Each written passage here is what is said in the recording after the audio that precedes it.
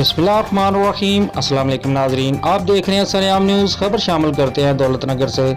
मलक एहसान सबानी के मुताबिक मुल्क भर की तरह नेशनल प्रेस क्लब दौलत नगर में भी 74वां यौम आज़ादी जोशो खरोश से मनाया गया।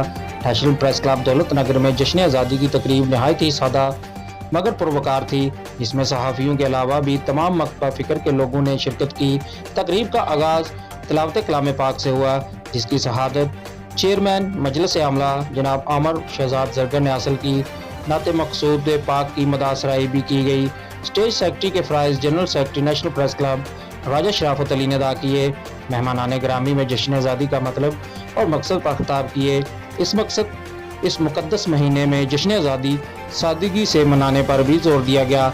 आज़ादी हासिल करने वाले शुहदा और गाजियों को भी बेहतरीन अल्फाज में खराज तहसीन पेश किया गया, जिनकी कुर्बानियों की बदौलत आज हम आज़ाद फ़ज़ा में सांस ले रहे हैं।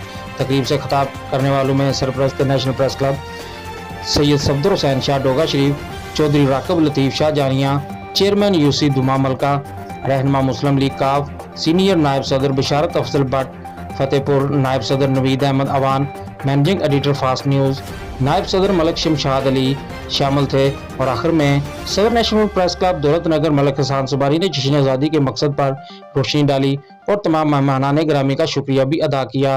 तकरीब में थाना दौलत नगर की नुमाइंदगी जनाब तौसीफ अहमद ने की। मलक शबाज अहमद धुमा मलका, चौधरी अमजद उर्फ शेरी गुजर लाहौरियाँ, रहनुमा मुस्लिम लीग काफ जनाब मोहम्मद इलियास के अलावा दीगर अफराद ने भी शिरकत की। तकरीब के अख्ताम पर जश्न आज़ादी के सिलसिले में केक भी काटा गया। सदर प्रेस क्लब की तरफ से मेहमानाने ग्रामी के लिए बेहतरीन ज़ियाफ़त का बंदोबस्त भी किया गया।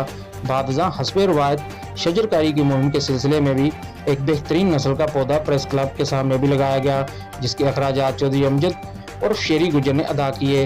दरख्त लगाने का मकसद लोगों को दरस देना था कि बाजे बजाने की बजाय दरख्त लगाकर मुल्क को सरसब्ज़ व शदाब बनाया जाए। आखिर में सैयद सफदर हुसैन शाह ने प्रेस क्लब और मुल्क पाकिस्तान की तरक्की व खुशहाली और हिफाजत के लिए खुसूसी दुआ फरमाई।